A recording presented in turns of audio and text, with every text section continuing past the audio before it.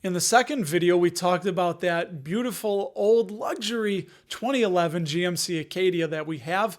And when a pump went out on it, I watched a YouTube video and it was too intensive. I wasn't going to try and pull the radiator out myself. We took it to a repair shop, had them do it. Cost about $700 to do. We took that money from our emergency fund, paid them with a credit card, so we got the reward points, and then I paid that money back over the next couple months. It was like giving a loan to myself. That is the essence and the ideal of what you want your emergency fund to work like. Hey, what's up? I'm Russ, and this is Dapper Dividends. Thanks for swinging on by the channel and investing a little bit of your time with me.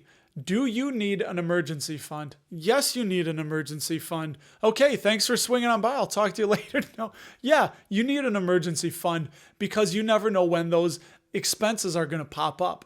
Most people kind of give that general rule of thumb that you need 3 to 6 months of all your expenses in an emergency fund.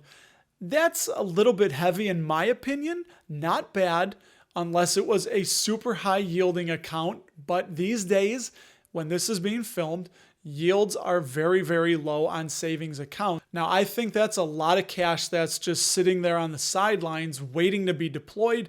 And unfortunately, it's being eroded by inflation with these very, very low savings account yields.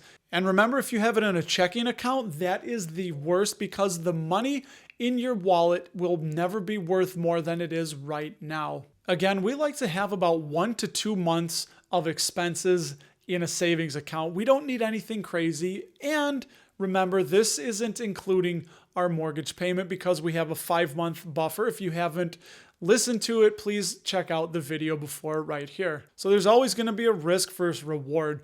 The reward is that you could potentially make 8% on that emergency money while you hopefully never have to use it, earning that interest and compounding and growing every single year. And the risk is that you're really going to need that money during a market crash, during March of 2020.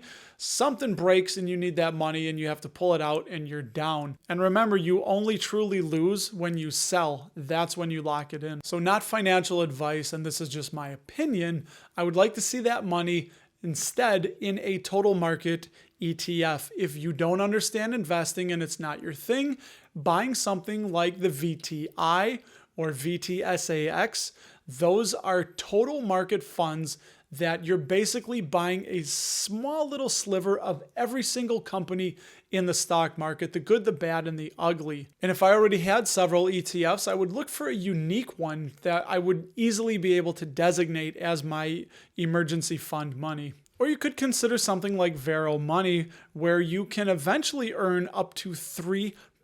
There's a few hoops that you have to jump through.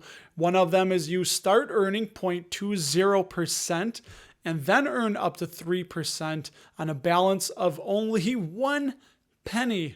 If you meet the requirements for each qualifying period, which is you have to make at least 5 qualifying VARO Bank Visa debit card purchases and receive qualifying total direct deposits of $1,000 or more, on top of meeting the daily balance requirements of not exceeding $5,000 for the entire calendar month, and keeping your bank account and savings account balances greater than or equal to 0. I would encourage you to Google the best places to put your emergency fund, and the biggest tip I could give is to automate it.